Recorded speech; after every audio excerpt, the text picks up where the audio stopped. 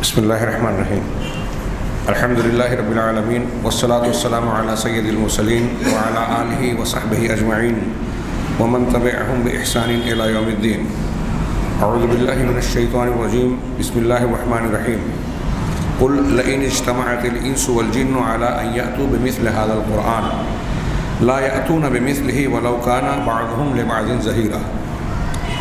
محترم حاضرین، گزشتہ درس میں ہماری یہ گفتگو جاری تھی کہ اللہ کے نبی صلی اللہ علیہ وسلم کے معجزات، بہت سارے معجزات میں سے سب سے بڑا زندہ اور تا قیامت قائم رہنے والا معجزہ قرآن مجید ہے.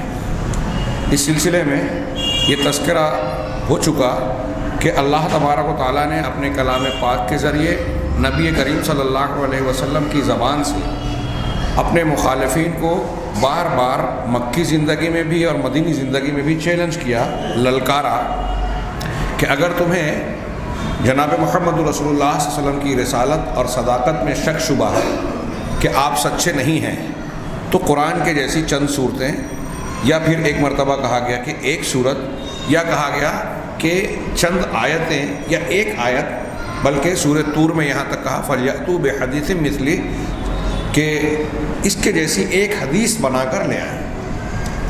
اور پھر آخر میں یہ تذکرہ ہوا کہ مکی زندگی میں ہی سورہ بنی اسرائیل کا نزول ہوا، جیسا کہ خود قرآن کے بیان سے، سورہ بنی اسرائیل کے مضمون سے اور متواتر احادیث سے ثابت ہے کہ یہ مکہ میں نازل ہوئی. اس میں اللہ تبارک و تعالیٰ نے نبی کریم صلی اللہ علیہ وسلم کو یہ خبر دی کہ قل لئن اجتمعت الانس والجن علی ان یأتوا بمثل هذا القرآن. آپ لوگوں میں یہ اعلان کر دیں کہ اگر انسان اور جنات سب کے سب اکٹھا ہو جائیں، جنات اور انسان جتنے بھی دنیا میں سب مل جائیں، اس بات پر متفق ہو جائیں کوشش کرنے میں کہ الا ان یأتوا بمثل هذا القرآن، کہ اس قرآن جیسا کلام بنا کر لے آئیں گے. اگر وہ ایسی کوشش کریں بھی، لا یأتون بمثلہ، تو وہ ایسا ہرگز نہیں کر سکتے. لا یأتون بمثلہ، اس کے جیسا نہیں لا سکتے. ولو کان بعضهم لبعض ظہیرا، چاہے بعض کا مددگار ہی کیوں نہ ہو. یعنی سب مل کر ایک دوسرے کی مدد کر کے قرآن کے جیسا کلام بنانا چاہیں، دنیا کے سارے اہل زبان، فصحا، بلغا، زبان آور، دانشوران سب مل جائیں، بلکہ انسان ہی نہیں جنات بھی مل جائیں، سارے لوگوں کی صلاحیتیں مل کر بھی قرآن کے جیسا کلام نہیں لا سکتے. یہ خبر ہے. اس سے پہلے جو تذکرہ وہ چیلنج تھا. یہ اطلاع دی نبی کریم صلی اللہ علیہ وسلم کو اللہ تبارک و تعالیٰ نے کہ یہ لوگوں کو یہ بتا دیں. اللہ تعالیٰ نے حکم دیا کہ یہ خبر تمام لوگوں کو دے دیں کہ یہ قرآن ان کو عاجز بنا دینے والا ہے اور اس بات کا قطعی فیصلہ کرنے والا ہے، یا قطعی طور سے اس بات کا معاملہ طے ہے کہ سب مل جل کر بھی قرآن کے جیسا کلام نہیں لا سکتے، چاہے وہ ایک دوسرے کی معاونت کریں. یہ قرآن جس زمانے میں نازل ہوا، اس زمانے کے تمام جتنے لوگ موجود تھے، مخاطب تھے، سب کے لیے یہ چیلنج تھا. اور اس چیلنج کو یا اس خبر کو قرآن جہاں تک پہنچا، جن جن لوگوں تک پہنچایا گیا، سب نے سنا. سارے اہل مکہ تو بطور خاص اولین طور پر اس کے مخاطب تھے، جن کے بارے میں پچھلے درس میں بھی میں نے تذکرہ کیا اور آپ پہلے سے جانتے ہیں کہ ان کو اپنی زبان دانی پر، زبان آوری پر، فصاحت و بلاغت پر، اپنی قدرت کلام پر بڑا فخر تھا. اتنا فخر تھا کہ دوسروں کو یہ گونگا سمجھتے تھے. ان لوگوں سے یہ چیلنج کیا جا رہا ہے، ان لوگوں کے بارے میں یہ خبر دی جا رہی ہے پہلے جہاں قرآن نازل ہوا، تو اب اس میں خاص و عام جتنے لوگ تھے سب یہ چیزیں سن رہے ہیں. اور یہ بات سب کو معلوم ہے کہ انہوں نے قرآن کے اس چیلنج کا جواب نہیں دیا، اس معارضے کو قبول نہیں کیا. حالانکہ یہ بات بھی ہم اور آپ جانتے ہیں کہ جس وقت نبی کریم صلی اللہ علیہ وسلم تشریف لائے، مبعوث ہوئے، آپ نے لوگوں کو دعوت دی، تو آپ نے پہلے تو تنہا دعوت دی. چند لوگ آپ پر ایمان لائے شروع میں، حضرت بکر صدیق، حضرت بلال، حضرت خدیجہ الکبریٰ، حضرت علی، یہ پہلے مسلمان ہیں. اس کے بعد چند لوگ مسلمان ہیں، اور آپ یہ چیلنج لوگوں کے بارے میں لوگوں کے سامنے بیان کر رہے ہیں. پوری دنیا، پورا مکہ اور پھر دنیا کے تمام لوگ اس وقت کافر تھے. نبی کریم صلی اللہ علیہ وسلم کی مخالفت پر اکثر لوگ کمر بستہ ہو گئے.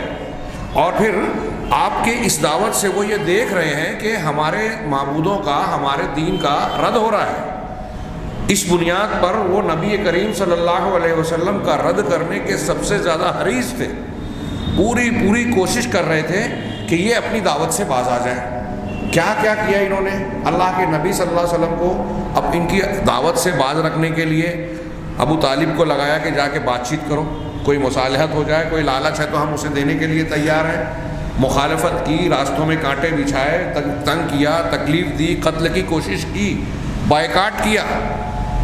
کوئی ایسا حربہ اور ہتھ کنڈا نہیں تھا جو نبی کریم صلی اللہ علیہ وسلم کے خلاف وہ لوگ استعمال کر سکتے تھے۔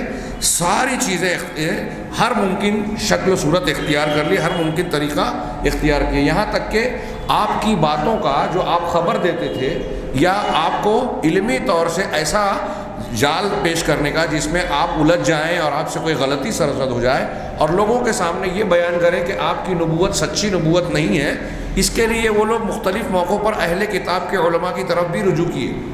اہل کتاب کے لوگوں کے پاس جاتے اور ان سے سوال کرتے غیب سے متعلق کہ کچھ ہم کو سوالات دیجیے، ہم محمد صلی اللہ علیہ وسلم سے یہ سوالات کریں گے، اگر وہ ان کا جواب دینے میں چوک گئے، غلطی کر گئے تو یہی ان کے خلاف ہم دلیل بنا دیں گے۔ چنانچہ انہوں نے اپنے اہل کتاب کے علماء سے نبی کریم صلی اللہ علیہ وسلم کے تعلق سے جا کے جب سوالات کیے تو ہم اور آپ جانتے ہیں کہ اصحاب کہف کے متعلق انہوں نے سوال پیش کیا، روح کے متعلق سوال کیا، حضرت یوسف علیہ السلام کے قصے کے بارے میں مختلف سوالات کیے، ذوالقرنین کے بارے میں سوال کیا۔ اور پھر یہ تو اہل کتاب کے جن کے بارے میں مکہ والے مدینہ والے یہ سمجھتے تھے کہ یہ علماء ہیں، اہل علم ہیں، پچھلی آسمانی کتابوں کے جانکار ہیں، تو ان کے علم کے مطابق ہم کچھ چیزیں جان جائیں تاکہ نبی کریم صلی اللہ علیہ وسلم کو پھنسانے کی کوشش کریں کہ آپ سے غلطی ہو جائے، جواب نہ دے پائیں۔ یہ کوششیں بھی کی اور آپس میں بھی مختلف موقعوں پر میٹنگیں کرتے رہے، ایک کے بعد ایک مختلف میٹنگیں اور مجمع ان کے مجلسیں منعقد ہوتی رہیں کہ کیا کرنا چاہیے، اس نبی صلی اللہ علیہ وسلم کی دعوت کو رد کرنے کے لیے ہم کیا کہیں۔ اس کے مختلف واقعات ہیں، قرآن کے بارے میں کیا کہا جائے۔ ولید بن مغیرہ والا واقعہ مشہور ہے کہ ایک مرتبہ میٹنگ میں کہا گیا کہ ہم اس کو شاعر کہہ دیں گے، تو اس نے کھڑے ہو کر کہا کہ نہیں، شاعری ہم جانتے ہیں، محمد صلی اللہ علیہ وسلم جو کلام پیش کرتے ہیں اسے شاعری نہیں کہا جا سکتا۔ تو کہا ٹھیک ہے، کاہن کہہ دیا جائے کہ یہ کہانت ہے، نجومی اور کہانت، علم نجوم اور کہانت کے اعتبار سے اس کا معاملہ متعلق ہے۔ تو اس نے کہا نہیں، کاہنوں کے علم کو اور کہانت کو بھی ہم جانتے ہیں، محمد صلی اللہ علیہ وسلم کی بات کہانت بھی نہیں ہو سکتی۔ کہا جادوگر کہہ دیں، کہا جادو بھی نہیں ہو سکتا۔ کہا پھر کیا کہا جائے، آپ ہی بتائیے کہ کیا کہنا چاہیے۔ بہت سورہ مدثر میں اس کا ذکر ہے، ثم نظر ثم بصر فقتل کیف قدر، ہے نا، کہ وہ ستیہ ناش ہو، اس نے کیسے اندازہ لگایا، غور و فکر کیا۔ ہاں، اور پھر آخر میں کہا کہ ان ہوا الا سحر یوسر، یہ جادو ہے جو لوگوں پر اثر ڈالتا ہے۔ تو میٹنگوں پر میٹنگیں ہوتی تھی کہ کیا کیا جائے، اس کے لیے کوئی تدبیر، کوئی ہیلا اختیار کیا جائے اور آپ کی دعوت کو روکنے کی کوشش کیا جائے۔ چنانچہ انہوں نے پھر مختلف الزامات لگائے بھی نبی کریم صلی اللہ علیہ وسلم پر، کبھی کہا کہ مجنون ہے یعنی پاگل ہے، کبھی کہا جادوگر ہے، کبھی کہا کاہن ہے، کبھی شاعر کہا، کبھی قرآن کے بارے میں کہا یہ اساطیر الاولین ہے، کبھی کسی نے دوسرے لوگوں کی واقعات کو لا کر پیش کیا کہ دیکھو جیسے محمد کلام پیش کرتے ہیں ویسے میں بھی کلام پیش کر رہا ہوں، لیکن لوگوں نے رد کر دیا، قرآن کے سامنے کوئی بات ٹک نہیں سکی، کوئی بات چل نہیں سکی۔ اس طریقے سے آپ غور کریں تو انہوں نے تمام تدابیر اختیار کی اور اس کے باوجود اس قرآن کا جواب دینے سے، قرآن کے اس چیلنج کا جواب دینے سے اپنے آپ کو قاصر رکھا، عاجز بتایا اور اس کا جواب نہیں دے سکے۔ اب ہر شخص، ہر وہ چیز جو نبی کریم صلی اللہ علیہ وسلم کے بارے میں ان لوگوں نے کہی کہ یہ جادوگر ہے، یہ مجنون ہے، یہ پاگل ہے، یا قرآن اساطیر الاولین، پہلے لوگوں کے گڑے ہوئے قصے، یہ جو باتیں وہ کہہ رہے تھے یہ وہ خود بھی جانتے تھے کہ غلط ہے۔ مختلف موقعوں پر اس بات کا اقرار کیا کہ لوگوں کو بھٹکانے کے لیے کہ لوگ محمد صلی اللہ علیہ وسلم سے متاثر نہ ہوں، آپ کے حلقہ بگوش نہ ہوں، آپ کی بات کو سن کر آپ کی باتوں کو قبول نہ کر لیں، اس لیے لوگوں کو دور رکھنے کے لیے ہم یہ غلط سلط بیان کر لیں۔ جیسے آج بھی ہم دیکھتے ہیں، آج مسلمانوں کو انتہا پسند، دہشت گرد اور کیا کیا کہا جاتا ہے، لیکن جو لوگ واقعات کو جانتے ہیں، دیکھتے ہیں، جو قریب سے خبروں کو جانتے ہیں، یہ ٹی وی چینل کے لوگ، یہ سیاستداں، یہ اچھی طرح جانتے ہیں کہ یہ اب سیاسی ہتھ کنڈا بن گیا ہے، اور بہت سارے ایسے واقعات جو مسلمانوں کے متھے تھوپے جاتے ہیں وہ اصل میں جھوٹ ہیں، بناوٹی ہیں، اور ایسے معاملات کریٹ کیے گئے، پیدا کیے گئے حالات کہ ان کے اوپر یہ الزام لگایا جائے۔ یہاں تو یہ معاملہ چلیے ہلکا پھلکا ہے، کچھ لوگ ہمارے درمیان سے ایسے استعمال ہو جاتے ہیں جس سے لوگوں کو لگتا ہے کہ یہ خبریں صحیح ہوگی۔ جناب محمد رسول اللہ صلی اللہ علیہ وسلم کے تعلق سے تو بالکل واضح تھا، بلکہ کفار مکہ نے متعدد مجلسوں میں ان کے جو اہل علم جانکار لوگ تھے وہ اپنی مجلسوں میں یہ قبول کرنے پر مجبور ہوتے تھے کہ قرآن ایسا کلام ہے جس کی ایک حلاوت ہے، اس کے اندر ایک بلاغت ہے، اس کے اندر ایک تاثیر ہے، اس کے اندر ایسی بات ہے جو دنیا کے کسی کلام میں نہیں۔ چھپ چھپ کے اسے سنا کرتے تھے، ابو جہل جیسے لوگ اسے سننے میں لذت محسوس کیا کرتے تھے۔ یہ واقعات سے سیرت کی کتابوں میں موجود ہے، ثابت ہے۔ چنانچہ ہر عاقل یہ سمجھتا تھا کہ نبی کریم صلی اللہ علیہ وسلم کے تعلق سے یہ جو بات کہی جا رہی ہے کہ آپ پاگل ہیں، جادوگر ہیں اور شاعر ہیں، مجنوں ہیں، یہ ساری باتیں غلط ہے، جھوٹ ہے، افترا ہے۔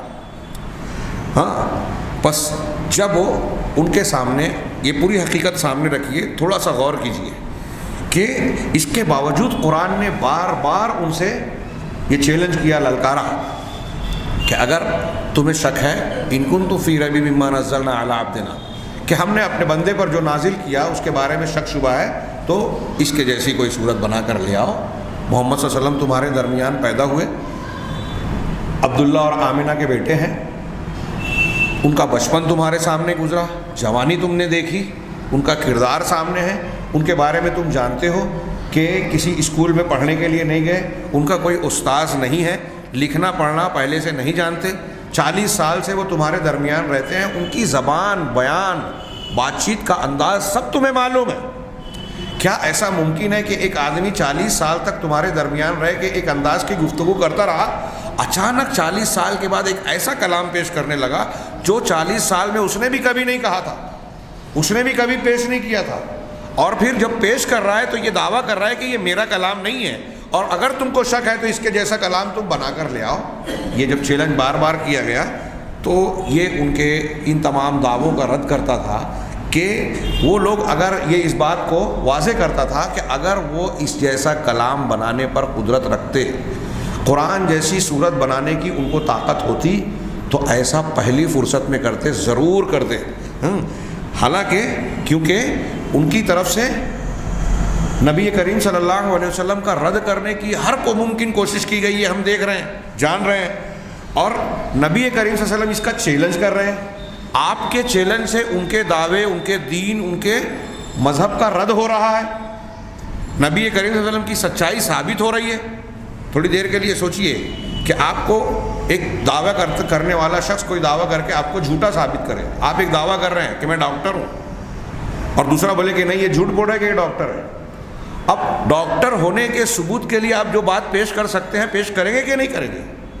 یا آپ کہیں کہ میں ڈاکٹر ہوں اور سامنے والا کہے کہ جھوٹا ہے، اور آپ اس کو چیلنج کر رہے ہیں، اس کا رد کر رہے ہیں، وہ مجمع میں جھوٹا ثابت ہو جائے گا تو وہ ثابت کرنے کی کوشش کرے گا کہ نہیں کہ یہ جھوٹا ڈاکٹر ہے، غلط دعویٰ کر رہا ہے۔ ایسے ہی سوچئے کہ نبی کریم صلی اللہ علیہ وسلم نبوت کا دعویٰ کر رہے ہیں، قرآن کو اپنی دلیل کے طور پر، معجزے کے طور پر پیش کر رہے ہیں، اور کفار مکہ آپ کی نبوت کا رد کر رہے ہیں، آپ کی مخالفت کر رہے ہیں، آپ کی زندگی کو تنگ کر رہے ہیں، بائیکاٹ کر رہے ہیں، قتل کی کوشش کر رہے ہیں، مختلف موقعوں پر لوگوں کو آپ سے ملنے سے روکنے کی کوشش کرتے ہیں، آپ کا مذاق اڑاتے ہیں، مختلف الزامات لگا رہے ہیں، اور اس چیلنج کا جواب نہیں دے پا رہے ہیں، جبکہ ان کے اندر زبان کی قدرت موجود ہے، زبان دانی کا فخر اور غرہ موجود ہے۔ وہ کہہ رہے ہیں کہ ہم سے زیادہ زبان آور کوئی نہیں ہے، فصیح و بلیغ کوئی نہیں ہے، زبان کے بارے میں ان کی قدرت موجود ہے۔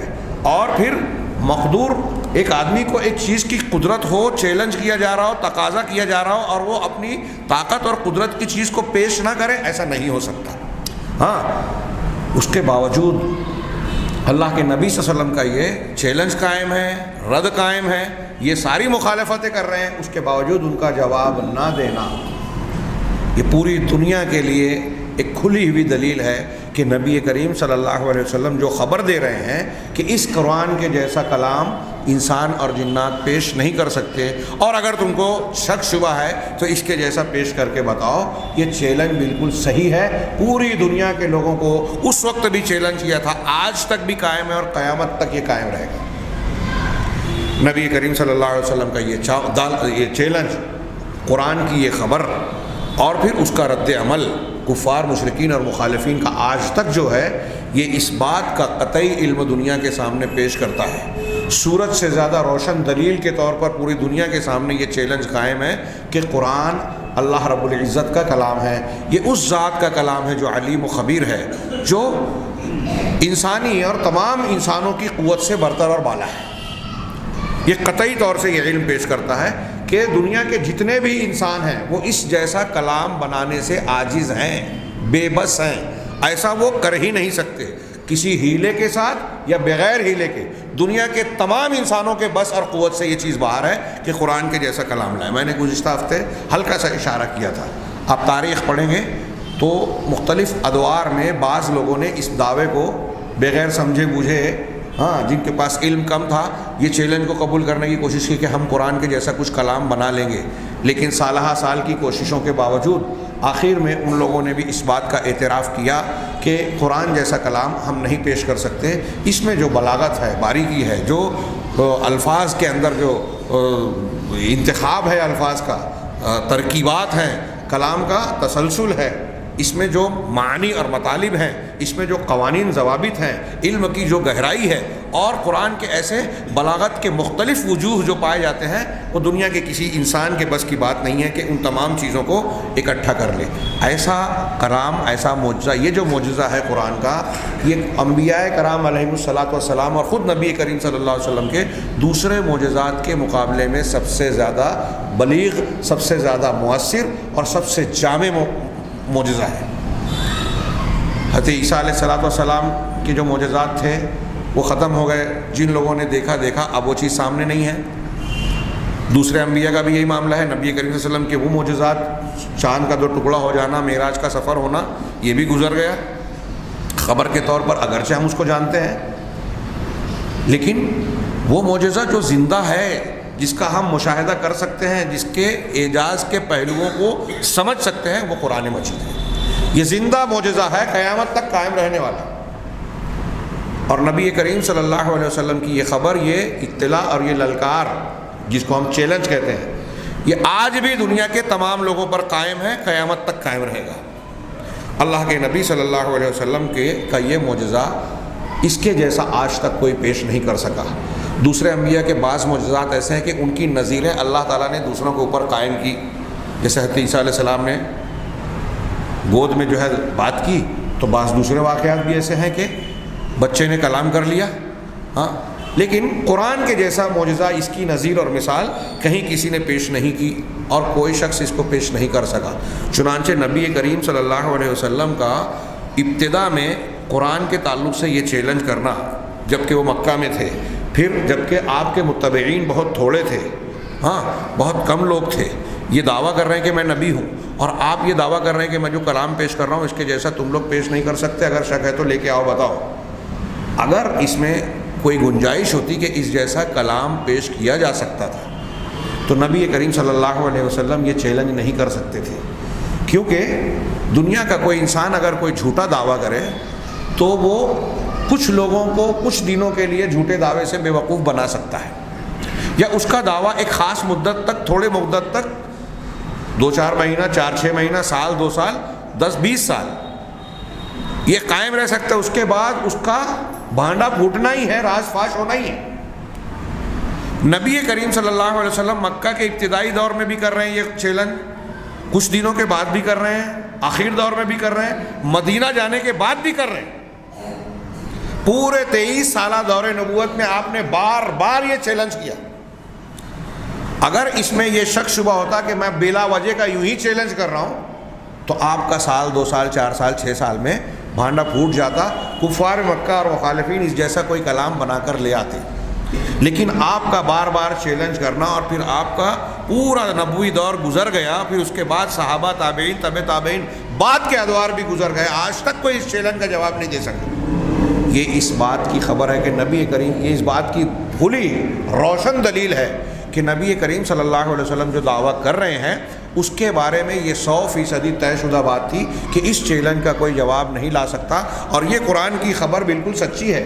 اور یہ بات نبی کریم صلی اللہ علیہ وسلم اپنی طرف سے بحیثیت انسان، آپ بشر تھے، آپ انسان ہونے کے ناطے یہ دعویٰ نہیں کر سکتے تھے۔ دنیا کا کوئی بھی علم والا ہو، آج سائنس والا، کیمسٹری، بایولوجی اور کسی اور فن کا ماہر ہو، دنیا کے کسی بھی علم کا ماہر ہو، زبان دانی کا ماہر ہو، آرٹ اور سائنس کے کسی بھی فن کے جانکاری رکھنے والا ہو، وہ اپنے فن کے کوئی چیز شاہکار پیش کرنے کے بعد یہ دعویٰ اور چیلنج نہیں کر سکتا آج بھی کہ میں نے جو چیز بنائی ہے، میں نے جو مضمون لکھا ہے، میں نے جو کتاب لکھی ہے، میں نے جو نظم لکھی ہے، یا میں نے جو فلاں اور فلاں کام کیا ہے، اس کے جیسا کوئی نہیں کر سکتا۔ دنیا کا کوئی انسان ایسا دعویٰ نہیں کر سکتا۔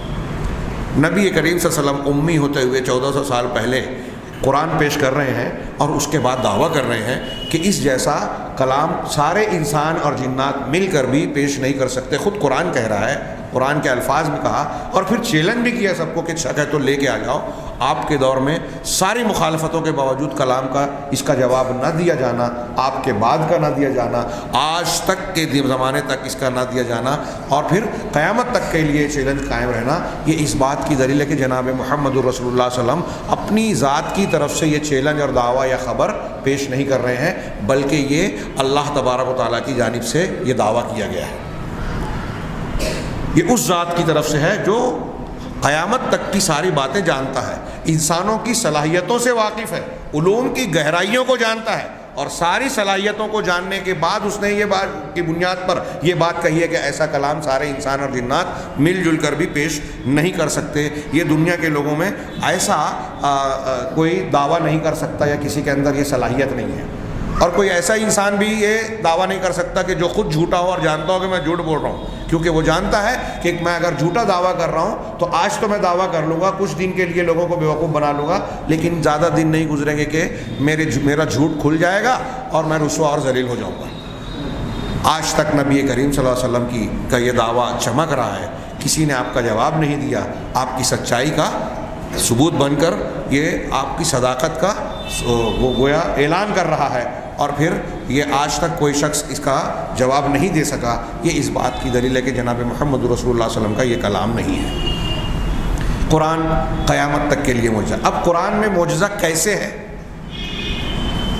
ہم لوگوں کے اندر بہت ساری چیزیں ایسی ہیں، صلاحیتیں نہ ہونے کی وجہ سے، یا قرآن کے علوم یا اس کے اندر جو باریکیاں ہیں، خاص طور سے عربی زبان کے قواعد و ضوابط کو نہ جاننے کی وجہ سے ہم لوگ اس کے معجزے کو سمجھ نہیں پاتے۔ میں نے گزشتہ ہفتہ تذکرہ کیا تھا کہ عرب کے لوگ جو زبان دانی کے اعلیٰ معیار پر تھے، ان کا یہ مقام تھا کہ قرآن کا چھوٹا سا ٹکڑا سنتے تھے، سننے کے بعد ان کا عام آدمی، دیہاتی بھی کہہ دیتا تھا کہ ایسا کلام انسان بنا نہیں سکتا۔ آج بھی کبھی کبھی کچھ چیزیں ایسی ہوتی ہیں۔ یہ انہوں نے کہا کہ قرآن معجزہ ہے، آگے جو آخری حصہ انہوں نے بہت ہی ہلکا سا ذکر کر دیا کہ قرآن کے وجوہ اعجاز کہتے ہیں، معجزہ ہونے کی شکلیں۔ کن کن شکلوں میں قرآن معجزہ ہے؟ تو ایک کہا کہ من جہت اللفظ، الفاظ کی جہت سے، دوسرا من جہت النظم، نظم کلام، یعنی کلام کی جو ترتیب ہے اس ترتیب کی، یہ دو الگ الگ چیزیں ہیں۔ اب ان میں سے ایک ایک کی اگر مثالیں دیں تو ایک موٹی موٹی کتاب ایک ایک پر تیار ہو جائے گی۔ نظم کلام، الفاظ، انتخاب الفاظ، ہر اعتبار سے قرآن معجزہ ہے۔ یہاں اردو زبان میں ہمارے یہاں ایک کتاب پائی جاتی ہے شیخ اقبال کیلانی کی، قرآن مجید کے فضائل نام ہے نا اس کے، قرآن کے فضائل قرآن مجید۔ اس کے مقدمے میں انہوں نے تذکرہ کیا ہے کہ میں نے یہ کتاب لکھنے سے پہلے کئی سو نامسلمین کے حالات پڑھے۔ آج یورپ، امریکہ جو ترقی یافتہ ممالک ہیں، وہاں بہت سارے پڑھے لکھے لوگ، مرد اور خواتین، اسلام قبول کر رہے ہیں دنیا کی مخالفتوں کے باوجود۔ کتنی مخالفت ہو رہی ہے اسلام کی، اس کے جیسی مخالفت کسی دوسرے مذہب کی اگر 10% ہو تو وہ شاید کچھ سالوں میں دنیا سے مٹ جائے گا۔ یہ اسلام کی حقانیت کی ایک دلیل یہ بھی ہے کہ کہ حکومتیں لگی ہوئی ہیں، مشنریز کام کر رہی ہیں، بہت ساری تنظیمیں، مذاہب کے لوگ، مبلغین اس کو رد کرنے، اس کو ختم کرنے کی کوشش کر رہے ہیں، اس کے باوجود دنیا کا سب سے تیزی سے پھیلنے والا مذہب اسلام ہے، آج کی تاریخ میں بھی سالوں سے چلا رہا ہے، اور یہی لوگوں کو کھٹکتا ہے دوسری حکومتوں کو۔ تو کیلانی صاحب نے اس میں بیان کیا کہ میں نے کئی سو افراد کے اسلام کے قبول کرنے کے حالات پڑھے کہ کن چیزوں سے متاثر ہو کے ان لوگوں نے اسلام قبول کیا۔ تو انہوں نے کہا کہ میں نے جتنے لوگوں کے بھی حالات پڑھے ہیں ان میں ایک بات مشترک نظر آئی کہ ہر شخص جس نے اسلام قبول کیا، وہ ڈاکٹر ہو، انجینئر ہو، سائنٹسٹ ہو، پروفیسر ہو، عام انسان ہو، کوئی لیبر ہو، کوئی ہوائی جہاز کا پائلٹ ہے، کوئی کچھ ہے، کوئی کچھ ہے، لیکن سارے لوگوں میں ایک چیز مشترک نظر آئی، وہ یہ کہ ہر کوئی قرآن کے ذریعے کہیں نہ کہیں متاثر ہوا ہے، قرآن سے ضرور متاثر ہوا۔ اور بعض واقعات تو ان کا کہ ایسے ہیں کہ قرآن کو سمجھے بغیر قرآن نے ان پر اثر ڈالا۔ انہوں نے کئی واقعات بھی لکھے ہیں، یہ قرآن کا ایک معجزہ، اس کی تاثیر ہے، اس کے الفاظ کا جو اثر ہے، جس کو ادبی زبان والے موسیقیت بولتے ہیں، لیکن ہمارے یہاں موسیقی کا جو لفظ ہم جس معنی میں سمجھتے ہیں، اس لیے قرآن کے لیے یہ لفظ استعمال کرنا میں مناسب نہیں سمجھتا، کہ الفاظ کی یہ ادبی موسیقیت جس کو کہتے ہیں، وہ جو قرآن میں ہے تاثیر، اس کے پڑھنے سے جو لذت ملتی ہے، جو تاثیر ہوتی ہے، دنیا کے کسی کلام میں نہیں۔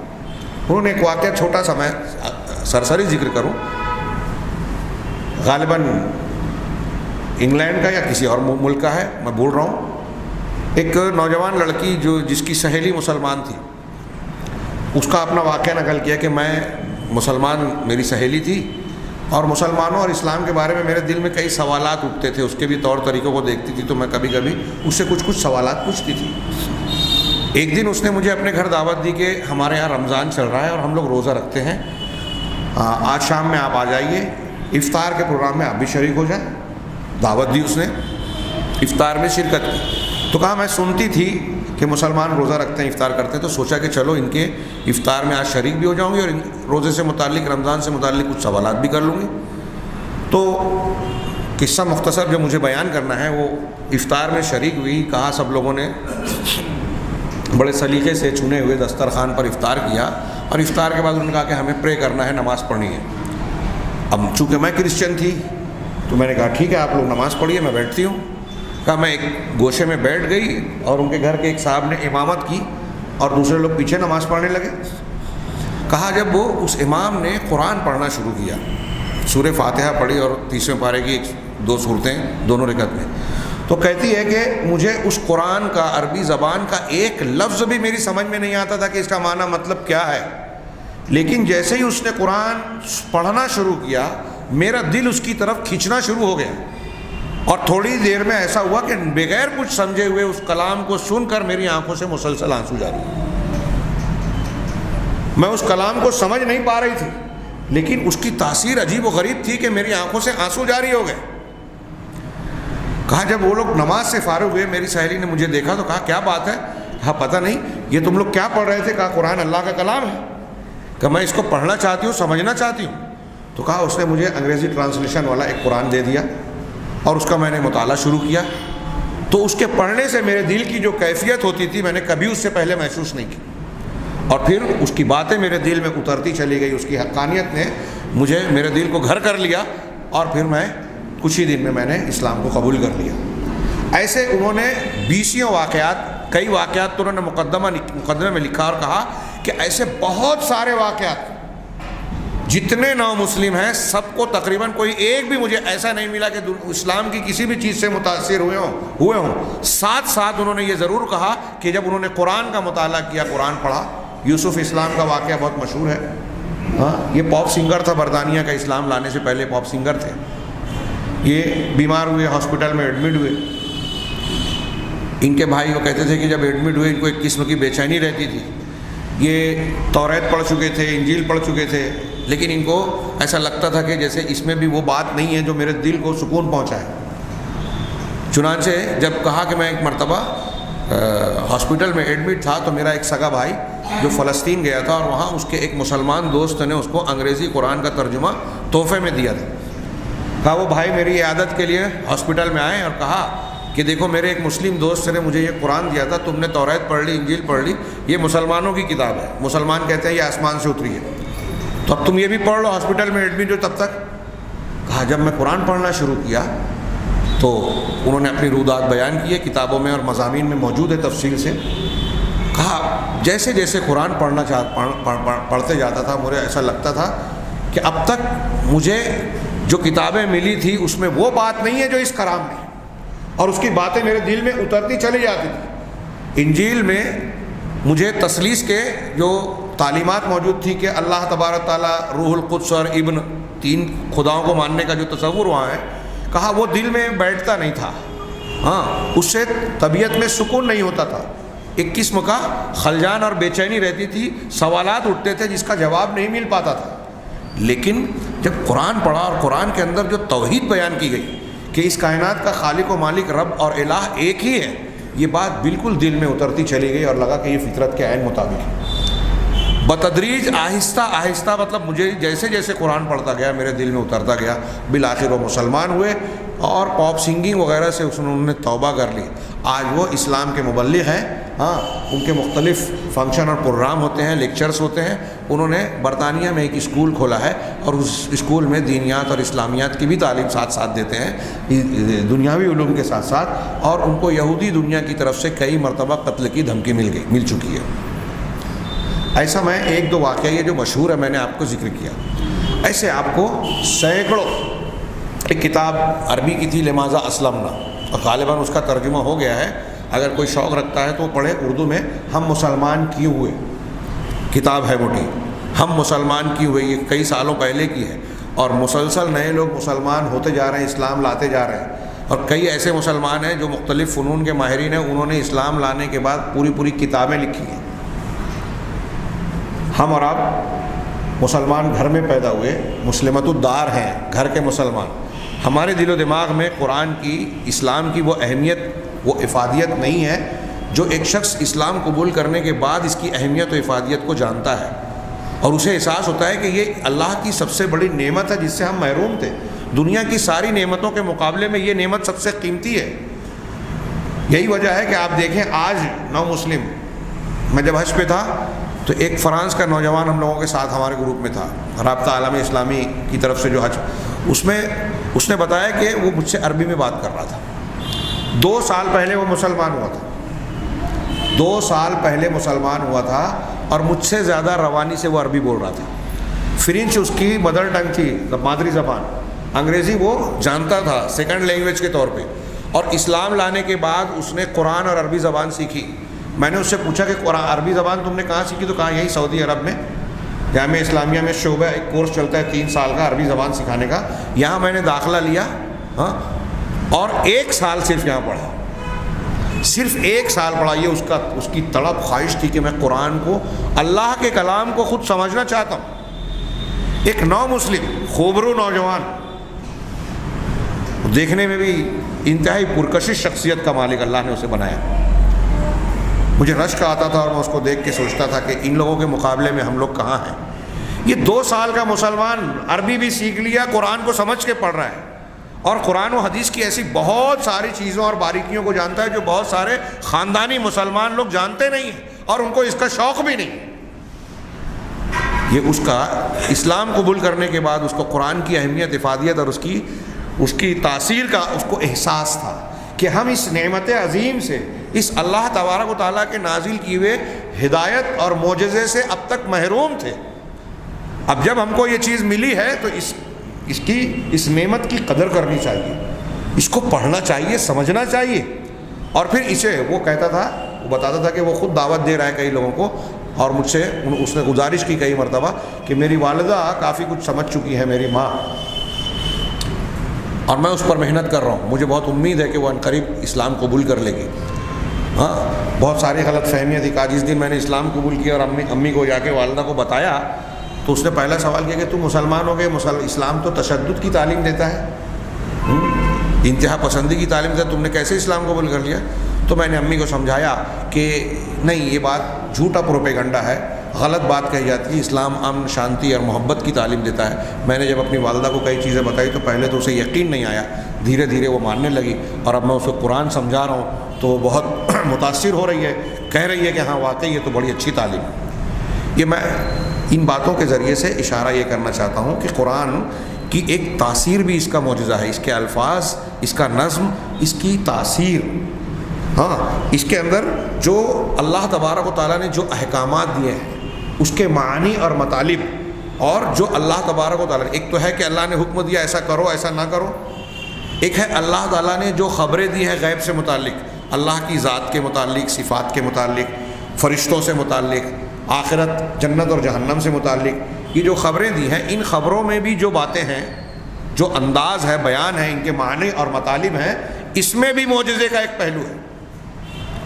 مجھے یاد آ رہا ہے مولانا وحید الدین خان صاحب نے غالباً اپنی پیغمبر انقلاب میں ایک واقعہ ذکر کیا ہے کہ کسی انگریز ڈاکٹر نے، یورپ والے نے، میں نے گزشتہ ہفتے جو واقعہ ذکر کیا تھا اس سے ہٹ کے دوسرا واقعہ انہوں نے بیان کیا. اس نے بھی یہ دعویٰ کیا کہ میں نے عربی تھوڑی سیکھ لی ہے، مجھے قرآن کے اس چیلنج کا جواب دینا ہے. قرآن کہتا ہے کہ اس جیسا کلام کوئی بنا نہیں سکتا، اور میں کہتا ہوں کہ میں بنا سکتا ہوں. تو وہ عربی تھوڑی موڑی سیکھ چکا تھا، کافی کچھ سیکھ چکا تھا، اور اس کو یہ کوشش تھی کہ میں اس کا جواب دوں گا. اس درمیان اسے کسی مسلمان سے سابقہ پڑ گیا، وہ عالم تھے. انہوں نے کہا کہ میں ایسا ایسا کرنا چاہتا ہوں. کہا اچھا ٹھیک ہے، آپ کو یہ دعویٰ ہے کہ آپ قرآن کے جیسا کلام بنا سکتے ہو؟ تو کہا ہاں. کہا ٹھیک ہے، کوئی ایک بات جو قرآن میں ہو سکتی ہے، ہم اس کو اپنی آپس میں بات کرتے ہیں، اور ایک بات کہتے ہیں کہ یہ بات ہمیں عربی میں کہنی ہے، اور اس کو عربی میں بیان کرنے کے لیے ہم جملے بناتے ہیں. ہم اپنی طرف سے جملے بنانے کے بعد دیکھیں گے کہ قرآن میں وہ بات ہے کیا، اور اگر ہے تو ہمارا بنایا ہوا کوئی جملہ قرآن کے جیسا فصاحت و بلاغت میں، معنویت میں، دلالت میں ایسا ہے کیا، بنتا ہے کیا؟ کہا ٹھیک ہے. تو دونوں میں اتفاق یہ ہوا کہ ہم ایک ایسا جملہ بنائیں جس سے یہ ظاہر ہو کہ جہنم بہت بڑی ہے. جہنم کی وسعت بیان کرنے کے لیے کہ جہنم بہت بڑی ہے یا بڑا ہے، مذکر ہے غالباً کہتے ہیں، تو ہم کو یہ جملہ بنانا ہے، بہت وسیع ہے. تو کہا ٹھیک ہے. تو مولانا وحید الدین خان صاحب کی اس کتاب میں آپ دیکھیے، انہوں نے 19 یا 21 جملے بنائے. ان جہنم لکبیر جدا، اور پھر مختلف تاکیدات کے جہنم بہت وسیع ہے، بہت زیادہ، اور پھر مختلف تعبیرات. 20-21 جملے بنائے جہنم کی وسعت بتانے کے لیے. کہا وہ مسلمان عالم جو تھے، انہوں نے کہا کہ اور کچھ اتنا ہم بنا لیے، کچھ اور دماغ میں ہے تو ایک آدھ جملہ اور بنا لیں. کہا نہیں اتنا ہے، آپ دیکھتے ہیں کہ قرآن میں اس بات کو بیان کرنے کے لیے کوئی بات ہے کیا. تو کہا قرآن میں ڈھونڈتے ڈھونڈتے سورہ کاف کی آیت تک پہنچے. سورہ کاف میں جو اللہ نے کہا یوم نقول لجہنم حلم تلاتی وتقول حل من مزید، کہ اس دن جب ہم جہنم سے کہیں گے، جہنمیوں کو جہنم میں ڈال دینے کے بعد والا تذکرہ ہے پہلے سے، جب ہم جہنم سے کہیں گے حلم تلاتی، کیا تو بھر گئی، کیا تو لبریز ہو گئی، تو جہنم جواب میں کہے گی حل من مزید، کیا اور مزید ہے، اور ہے. کہا یہ دیکھو یہ قرآن جہنم کی وسعت بیان کر رہا ہے کہ کتنا بھی بھر دیا جائے جہنم کو، وہ کہے گی اور ہے کیا. تو اس آدمی نے غور کیا، اور اس کے بعد ڈاکٹر نے کہا کہ واقعی ہمارے 20-21 جملوں میں سے کوئی جملہ ایسے انداز میں اس معنی پر دلالت کرنے کے لیے کوئی جملہ نہیں کافی ہے. قرآن کا جو بیان ہے وہ واقعی سب سے اعلیٰ، سب سے بہتر ہے، ہم ایسا نہیں بنا سکتے تھے. اس نے قبول کیا. ایسے آپ کو بہت سے واقعات اور پہلو ملیں گے قرآن کے معجزہ ہونے کے. یہ مختلف پہلو کہ الفاظ کے اعتبار سے، نظم کلام کے اعتبار سے، اسی طریقے سے لفظ کے معنی پر دلالت کرنے میں اس کا بلاغت کا جو پہلو ہے، علم بلاغت. ہاں، علم بلاغت زبان کا ایک علم ہے، فن ہے، جس میں لفظ کی خوبیاں اور معانی کی خوبیوں کے مختلف پہلوؤں پر گفتگو کرتے ہیں. آپ اگر اردو گرامر، اردو بلاغت پڑھیں تو اس میں بھی آپ کو بہت ساری چیزیں ایسی ملے گی، لفظ و نشر، مجانست اور یہ سب جو الفاظ جو ادیب لوگ استعمال کرتے ہیں. بلاغت کے جو مختلف پہلو ہیں، بلاغت کے اصول و ضوابط کی روشنی میں آپ جب قرآن کے کلام کو پرکھیں گے تو ایسا لگے گا کہ اتنا بلیغ اور بلاغت کے اصولوں پر اتنا اعلیٰ درجے کا کلام کہیں نہیں ملے گا اور ہو بھی نہیں سکتا. اگر کسی کو شوق ہو تو بلاغت کی کوئی کتاب لے علماء سے پڑھے کہ قرآن کی بلاغت کی کچھ مثالیں دیجیے، تو آپ کو جتنا جانیں گے اتنا مزہ آئے گا اور محسوس ہوگا کہ قرآن کی ایک آیت کا ترجمہ ہم سرسری طور سے پڑھتے ہیں تو ہم کو احساس نہیں ہوتا کہ اس کے اندر کیا باریکی ہے. جب اس کے بلاغی پہلو کو، معنی اور مطالب کی گہرائی کو ایک مفسر یا عربی جاننے والا جب واضح کرتا ہے اور سمجھ میں آتا ہے کہ قرآن کے اندر یہ باریکیاں ہیں، تو دماغ جو ہے ہمارا اس وقت کھلتا ہے اور دل قبول کرتا ہے. جو عرب کے لوگ ایک دو جملہ سن کر کرتے تھے کہ واقعی یہ اللہ کا کلام ہے، اس جیسا کلام کوئی انسان پیش نہیں کر سکتا. اسی طریقے سے قرآن کی خبریں، قرآن کے احکامات، قرآن نے جو احکامات بیان کیے، بوڑھوں کے حقوق، بچوں کے حقوق، مردوں کے حقوق، عورتوں کے حقوق، ان ھذا القرآن یہدی للتی ہی اقوم، سورہ بنی اسرائیل کا آیت کا ٹکڑا ہے کہ یہ قرآن جو ہے یہ اس راستے کی رہنمائی کرتا ہے جو سب سے درست، سب سے بہترین ہے. اس پر میں نے بڑی بڑی تقریریں کی ہیں، میں خود کر چکا ہوں. دوسرے لوگوں کی بات تو جو ہم سے بڑے بڑے علماء ہیں انہوں نے کتابیں لکھی. آپ اس ایک دعوے کو قرآن کا کہ قرآن سب سے بہتر راستے کی دلالت کرتا ہے، عقیدے سے لے کر آداب تک کسی بھی پہلو کو دیکھ لیجیے، کسی بھی پہلو کو، اور پھر ایک چیز نکالیے کہ فلاں معاملے میں جو ہے مختلف مذاہب کی تعلیم لائیے کہ عیسائی مذہب یہ کہتا ہے، یہودی مذہب یہ تعلیم دیتا ہے، ہندو مذہب یہ کہتا ہے، فلاں مذہب یہ کہتا ہے، فلاں مذہب یہ کہتا ہے، اور قرآن اور حدیث یہ کہتی ہے. قرآن جب کہا جاتا ہے تو حدیث الگ نہیں ہوتی، اس کے بہت سے ثبوت ہیں خود قرآن میں. قرآن اور حدیث یہ کہتی ہے. تو جس فن سے متعلق کوئی بات اگر کہی جاتی ہے، جس فن سے متعلق میں کہہ رہا ہوں، اس فن کے ماہر کو پیش کیجیے. جیسے اگر آسمان، سورج، چاند، ستاروں کے بارے میں قرآن کی ایک بات ہے تو ماہرین فلکیات سے پوچھیے. انسانی جسم کے بارے میں ہے تو ڈاکٹر جو انسان کی فزیکل کنڈیشن اور اس کے جسمانی خط و اعضاء و جوارح کے بارے میں جو گہرے علوم اور تحقیق رکھتے ہیں ان کے ماہرین سے آپ پوچھیے.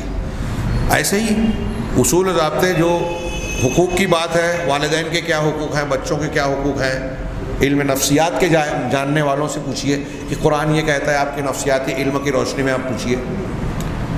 تو جیسے حضرت موسیٰ علیہ السلام کے مقابل میں آنے والے جادوگروں نے یہ کہا کہ موسیٰ علیہ السلام کا معجزہ جادو نہیں ہے، ایسے ہی دنیا کے ہر فن کا ماہر قرآن کو پڑھنے اور دیکھنے کے بعد، اپنی علم کی روشنی میں تحقیق کرنے کے بعد، چھاننے بیننے کے بعد یہ کہنے اور ماننے پر مجبور ہوگا کہ یہ کلام کسی انسان کا اور 1400 سال پہلے پیش کرنے والے ایک نبی امی کا کلام ہو ہی نہیں سکتا.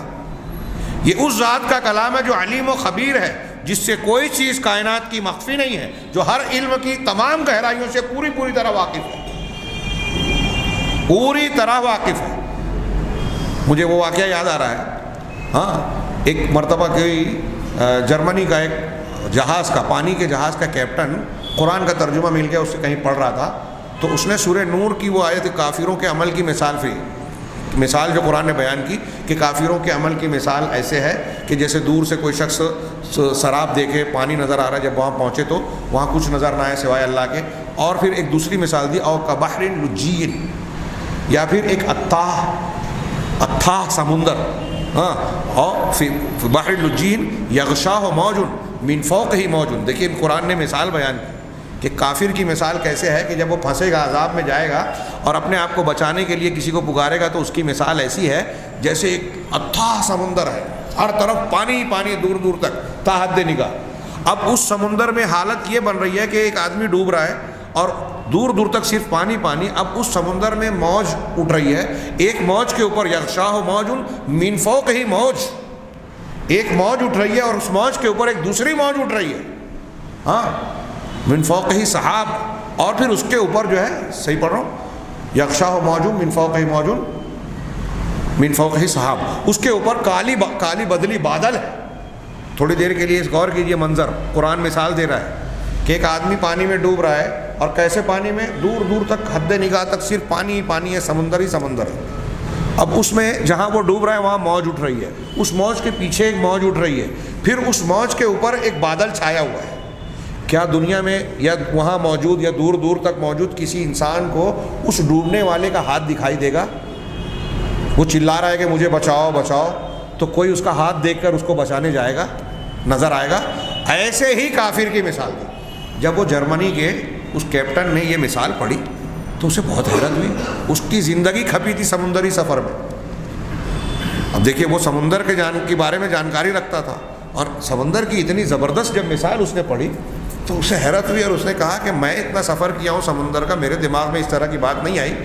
تو یہ جس کتاب پیش کی ہے محمد صلی اللہ علیہ وسلم نے، ایسا لگتا ہے کہ محمد صلی اللہ علیہ وسلم نے اپنی پوری زندگی سمندری سفر میں کھپا دی ہوگی، تب یہ بات انہوں نے بیان کی. تو ان کے پانی کے جہاز کے یہ نمازہ اسلمنا میں غالباً یہ واقعہ موجود ہے جو کتاب میں نے ابھی ذکر کیا.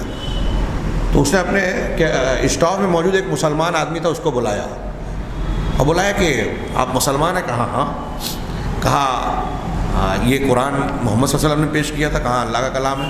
کہا محمد صلی اللہ علیہ وسلم نے کتنا سفر کیا سمندر کا؟ آپ جانتے ہیں ان کی زندگی کے بارے میں؟ کہا بہت کچھ تھوڑا موڑا جانتا ہوں.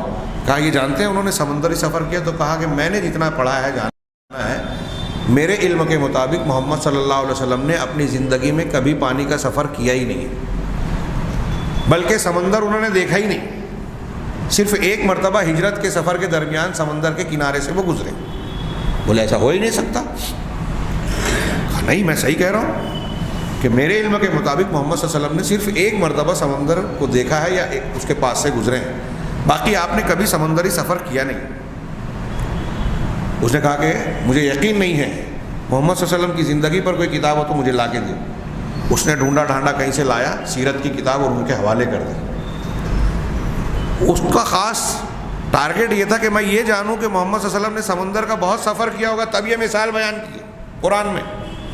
کہا جب پڑھا تو حیرت زدہ رہ گیا، اور ان کی زندگی یوں بھی مؤثر ہے. اللہ کے نبی صلی اللہ علیہ وسلم کی سیرت کو پڑھ کر بھی غیر مسلم متاثر ہوتا ہے. قرآن کے بعد ایک چیز سیرت نبوی بھی ہے. تو وہ حیرت زدہ رہ گیا، اور پھر اس کے بعد غور و فکر کرنے کے بعد کہا مجھے یہ بات سمجھ میں آئی کہ یہ محمد صلی اللہ علیہ وسلم کا کلام ہو ہی نہیں سکتا. یہ اللہ کا کلام ہے جو ہر چیز کو جانتا ہے. ایسی مثال کوئی انسان دے ہی نہیں سکتا. کتنی زبردست مثال بیان کی کافر کے عمل کے ضائع ہونے کی، یا اس بات پر کہ کافر اگر مدد کے لیے کوئی پکارتا ہے تو اس کی پکار کو سننے والا بچانے والا کوئی نہیں ہوگا. یہ کہا یہ یقیناً اس بات کی دلیل ہے کہ یہ کلام اللہ کا کلام ہے. تو اللہ کے نبی صلی اللہ علیہ وسلم نے جو باتیں بیان کی، جو خبریں دی، جو مثالیں دی، ضرب الامثال، قرآن کے ضرب الامثال بھی انتہائی غضب کے مثالیں جو بیان کی ہیں، اور جو اس کے مختلف دوسرے بیان کے پہلو ہیں، ان کو اگر کوئی ایک حصے پر بھی غور کرے کوئی ماہر فن تو وہ یہ ماننے پر مجبور ہوگا کہ یہ ایسی چیز کوئی انسان پیش نہیں کر سکتا. اسی طریقے سے اللہ کے قرآن نے جو خبریں بیان کی ہے غیب کی مستقبل کے بارے میں، غیب مستقبل کے بارے میں. اب میں نے اس سے پہلے بتایا تھا کہ مستقبل کئی طرح کا ہوتا ہے. ایک تو یہ کہ خود مستقبل قریب ہو. آج ہم ایک بات کہہ رہے ہیں گھنٹے 2 گھنٹے بات کی ہے، کل والا دن، آج جمعرات ہے، کل جمعہ کی ایک بات میں کہوں تو یہ بھی ایک مستقبل ہے. سال بھر کے بعد کی ایک بات کہوں یہ بھی ایک مستقبل ہے. 10 سال بعد کی بات کہوں، 50 سال 300 سال کے بعد کی، قیامت کے قریب کی بات. قرآن میں ہر قسم کے مستقبل کا تذکرہ ہے. مکہ میں جب تھے تو رومیوں اور ان کے مخالفین کا، مشرکین کا یہ کیا بولتے ہیں، ایرانیوں کا جھگڑا ہوا، جنگ ہوئی. رومی اس میں شکست کھا گئے، اور اس وقت کے حالات آپ تفسیر کی کتابوں میں دیکھیں اتنے خراب ہو گئے تھے رومیوں کے کہ دنیا کا کوئی انسان یہ کہہ ہی نہیں سکتا تھا کہ یہ پھر سے طاقتور ہوں گے. بکھر گئے، ادھر ادھر بھاگ گئے. بادشاہ بھی جو ہے در در بھٹکنے پر مجبور ہوا. کوئی کہہ ہی نہیں سکتا تھا کہ یہ پھر سے طاقت اکٹھا کر کے ان کے اندر یہ حوصلہ آئے گا کہ اپنی سلطنت کو واپس لیں گے. لیکن اس وقت قرآن نازل ہوا، غلبت الروم، الف لام میم، غلبت الروم فی ادنی الارض وهم من بعد غلبهم سیغلبون فی بضع سنین. قرآن کا یہ آخری ٹکڑا ہے کہ مغلوب ہونے کے بعد یہ رومی جو ہے شکست کھا گئے، یہ مغلوب ہونے کے بعد عنقریب پھر سے غلبہ پائیں گے فی بضع سنین، چند سالوں میں۔ بضع عربی میں کہتے ہیں 3 سے 9 کی تعداد کو۔ جب یہ قرآن کی آیت نازل، جب رومی شکست کھائے تھے تو رومی مسلمانوں کی طرح تھے، اہل کتاب تھے، اور ایرانی مشرکین کی طرح تھے۔ رومیوں کی شکست پر مکہ والے جشن منا رہے تھے، خوشی منا رہے تھے کہ دیکھو محمد صلی اللہ علیہ وسلم جس قسم کے دین کا دعویٰ کر رہے ہیں ویسا دعویٰ کرنے والے ہار گئے، اور مسلمانوں کو ایک قسم کی تکلیف ہوئی۔ تو اللہ تعالیٰ نے یہ آیت نازل کی اور کہا کہ چند سالوں میں وہ پھر سے غالب آئیں گے۔ حضرت ابوبکر صدیق نے ایک کافر سے کہا کہ دیکھو، ایک عرب مکہ کے سردار سے، چند سالوں میں پھر سے رومی ہوں گے۔ کہا وہ ہو ہی نہیں سکتا۔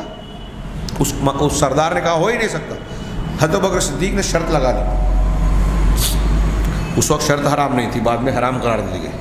شرط لگا دی کہ اتنے اتنے اونٹوں کی شرط لگتی ہے، میں کہتا ہوں کہ 6 سال میں رومی پھر سے غالب آ جائیں گے۔ اس نے منظور کر لی شرط۔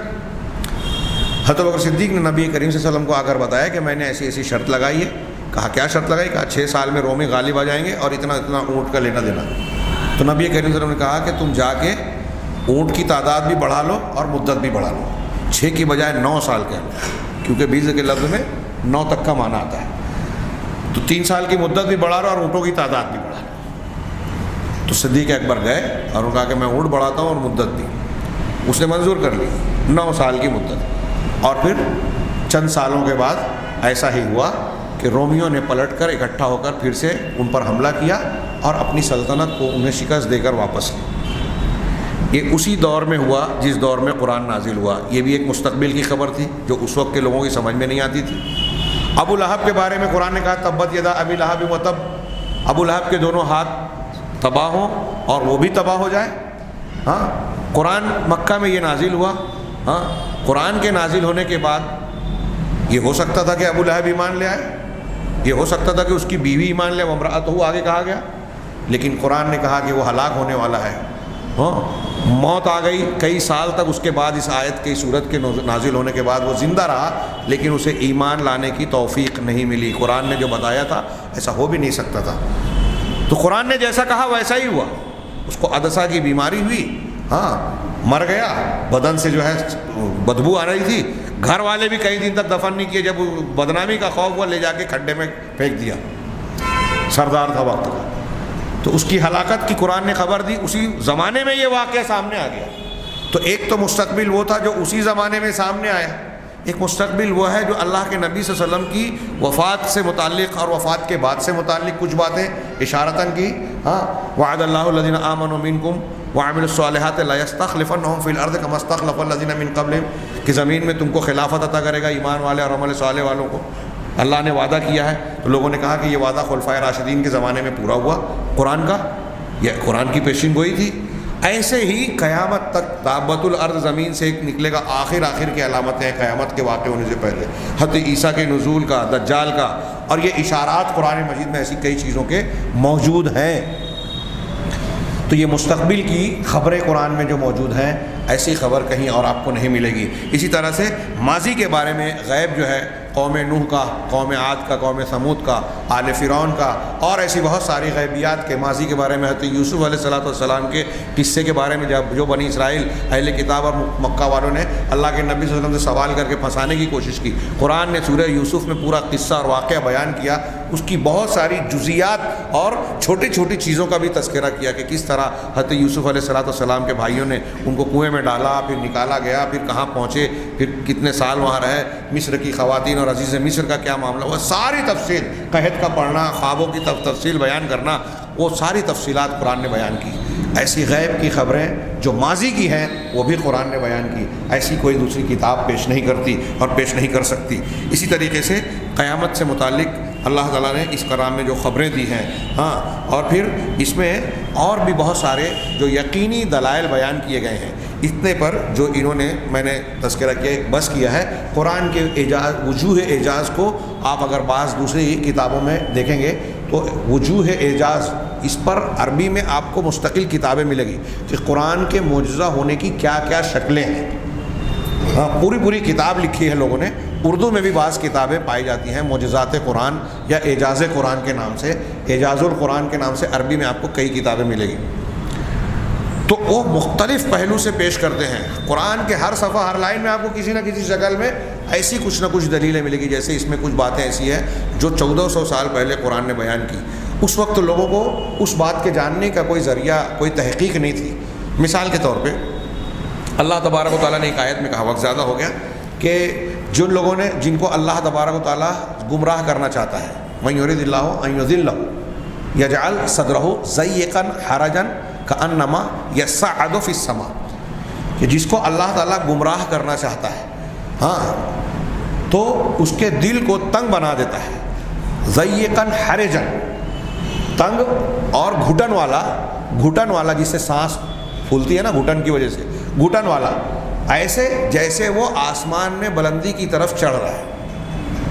دیکھیے یہ 1400 سال پہلے قرآن نے کہا کہ دل کو گھٹن والا بنا دیتا ہے ایسے جیسے آسمان کی طرف. اس سے کیا ثابت ہوا؟ اس کا مطلب یہ ہوا کہ جو شخص آسمان کی طرف چڑھے گا اس کی سانس پھولے گی. کیوں؟ اس لیے کہ اوپر اوزون سے باہر جب آپ جائیں گے، جو انسان جو زمین کے گرد جو ہوا کا غلاف ہے اوزون کہا جاتا ہے، اس دائرے سے آپ باہر جائیں گے تو وہاں آکسیجن کی مقدار کم ہے. ہم جیسے بیٹھ کے یہاں ایک دم سکون سے سانس لے رہے ہیں، وہاں نہیں لے سکتے. اسی لیے آپ دیکھیں گے کہ اب جو خلائی سفر کرنے جاتے ہیں نا راکٹ میں، اس میں تو وہ لوگ پورا جو لباس پہنتے ہیں اور پھر ساتھ میں آکسیجن کا وہ سلنڈر لگا کے اپنی ناک سے آکسیجن لگاتے ہیں. کیوں؟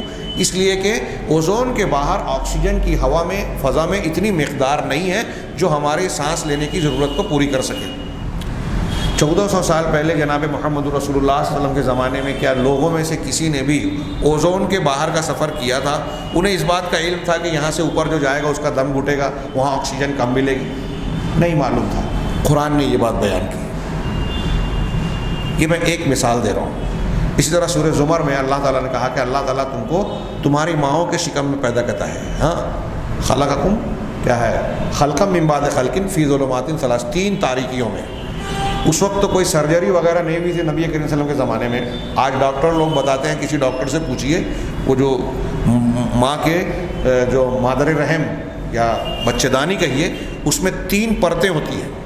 قرآن نے 1400 سال پہلے بتایا کہ وہ 3 پرتوں کے اندر اللہ نے تم کو درجہ بدرجہ پیدا کیا.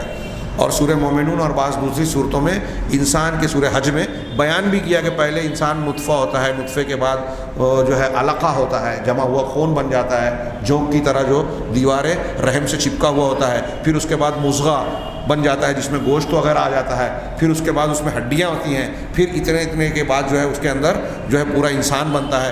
حدیث میں بتایا گیا ہے کہ 40 دن کا یہ مرحلہ ہوتا ہے، اور جب 4 مہینہ ہو جاتا ہے تو ایک فرشتہ آ کے اللہ کے حکم سے اس میں روح پھونکتا ہے اور اس کی تقدیر کی 4 بنیادی چیزیں لکھتا ہے.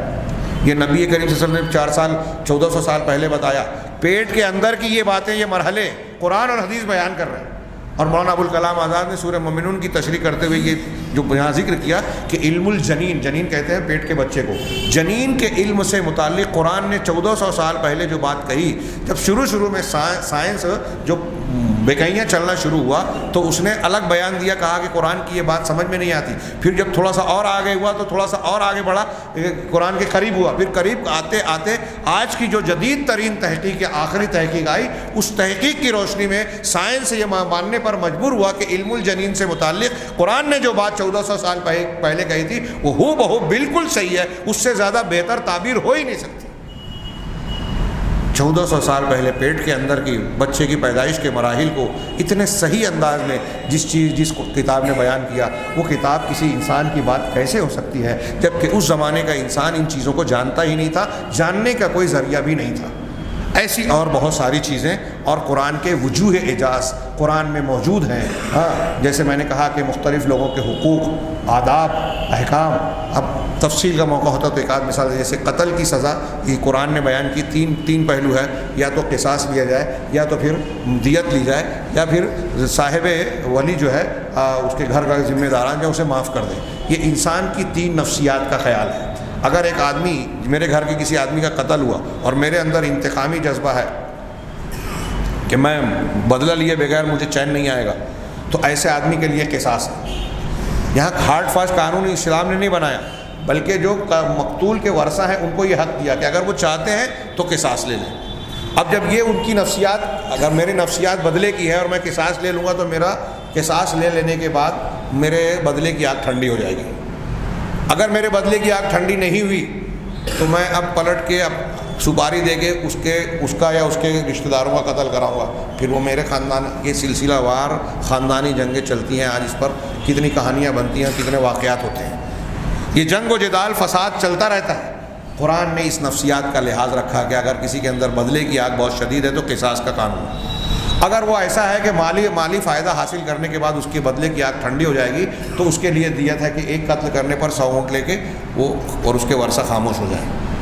اگر اس کے اندر دین اخلاق بہت اعلیٰ پیمانے کا ہے، آخرت کے اجر و ثواب کو ترجیح دینے والا ہے، تو اس کے لیے یہ پہلو ہے کہ وہ چاہے تو معاف کر دے.